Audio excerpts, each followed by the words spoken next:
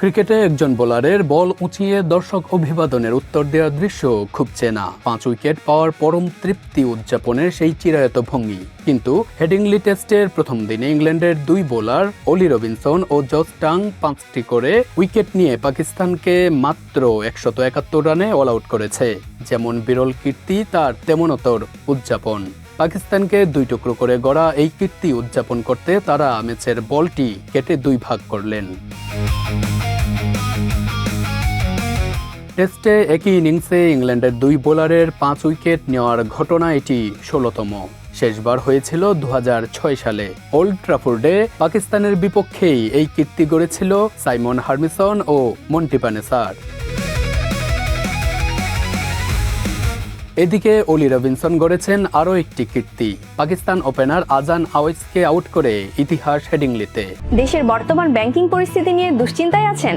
প্রতিটি বিনিয়োগ এখানে পরিকল্পিত, বাস্তব এবং নিরাপদ। কল করুন বা হোয়াটসঅ্যাপ করুন স্ক্রিনে দেয়া নম্বরে। প্রথম বোলার হিসেবে ইংল্যান্ডের টেস্ট সিরিজের প্রথম বলে উইকেট নেওয়ার কীর্তি গড়লেন রবিনসন।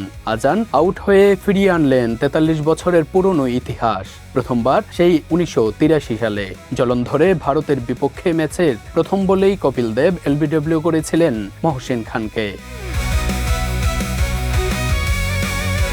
পাকিস্তানের টপ অর্ডারের 4 ব্যাটসম্যানকে ড্রেসিং রুমের পথ দেখিয়েছেন রবিনসন। আর তারপরেই দৃশ্যপটে আগমন ঘটে জস টাংয়ের। যেন ঝাড়ু দেওয়ার মতো করে পাকিস্তানের চ্যালেঞ্জারদের সাফসুতরো করে দিলেন একাই। পাকিস্তান শেষ পর্যন্ত প্রথম ইনিংসে অল আউট 171 রানে। ইংল্যান্ড প্রথম ইনিংসে 2 উইকেটে 112 রান তুলে শেষ করেছে প্রথম দিন। 2 বোলার রবিনসন ও জস টাং মিলেই নিয়েছেন 10 উইকেট।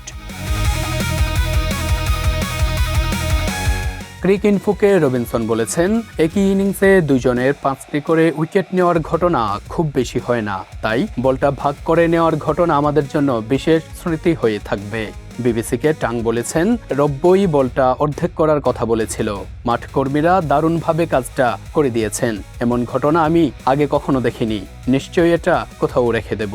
1 বলের 2 মালিক, তাই করাত দিয়ে বলটি নিখুঁতভাবে 2 টুকরো করে নিজেদের অর্জনের স্মৃতি রাখলেন রবিনসন ও টাং।